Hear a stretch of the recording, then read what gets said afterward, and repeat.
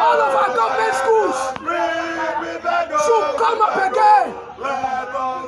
We don't want private schools anymore. Let us go back to the olden days where we attended government schools.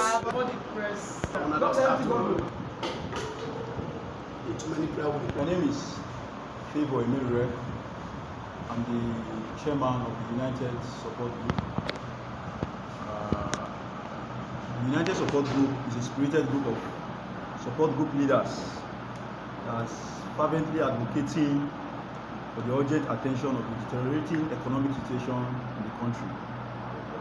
We came out in our numbers last week, Saturday, in Asaba and Warri, to protest against the cost of living, the increasing cost of living, and the economic crisis that has gripped Nigeria as a nation.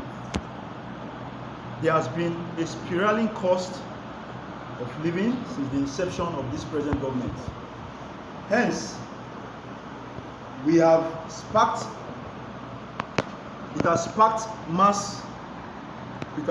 an upset.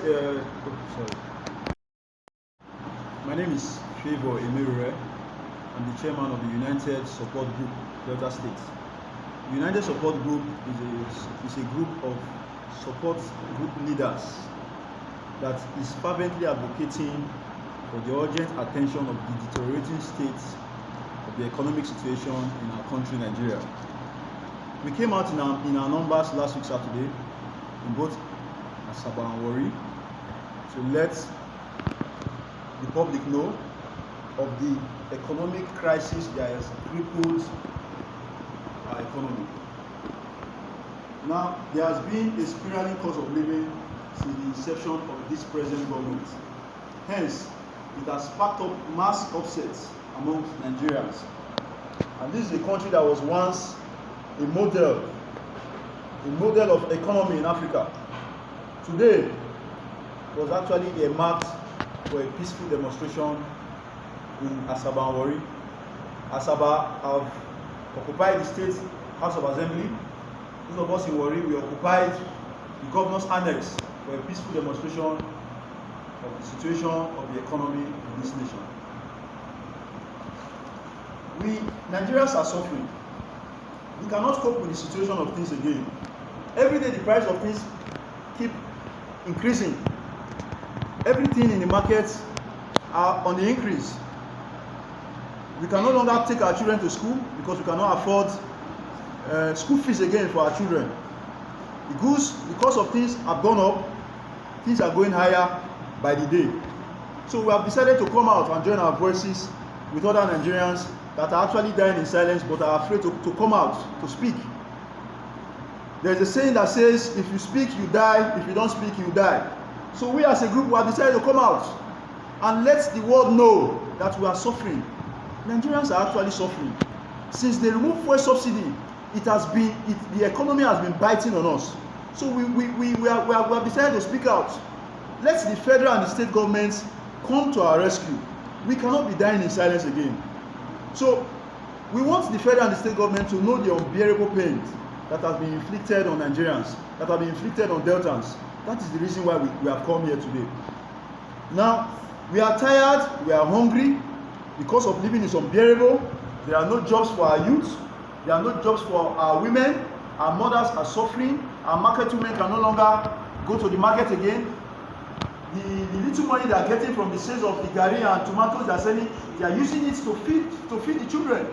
So they cannot even afford to go back again and get those products and sell. So there is an unbearable hardship that's engulfed Nigerians, and we are not comfortable with it. Has inflicted more pains.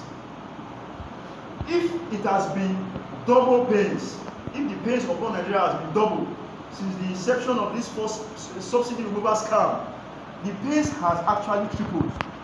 We can no longer cope with this again. The healthcare facilities, they are there, but we cannot afford them. We don't have the money to afford them. So Nigerians cannot even afford good healthcare services. Like I said earlier, our children can no longer go back to school. The cheapest school fees you have, the cheapest tuition at the university now for our children is 100,000 naira, and salaries still remain fixed at 30,000 naira minimum wage. How can we survive? How can we cope with this? So then transportation. Take a look at transportation within and outside the state. It is a no-go area. We can no longer afford transportation. So we want the government to come to our rescue. They came up with palliative. If you hear that a particular government, a particular person is sharing palliative or is in charge of palliative, just take a look. Monitor it very well. You will notice that palliative is going to be distributed among a selected few. So the palliative now that is even ongoing is a scam, because it's not going to go through all the, in fact, 50% of Nigerians that really need that palliative will not get it. Mark my words. So the palliative is still becoming a scam. They say they are going to bring CNG buses to subsidize transportation. Till now, Nigerians were still going through that hardship of fuel subsidy removal. Now, the fuel subsidy removal, if you audit the government, the federal government, for the past 3 months or the past 4, 5, 6 months that this fuel subsidy was removed, the money that was used to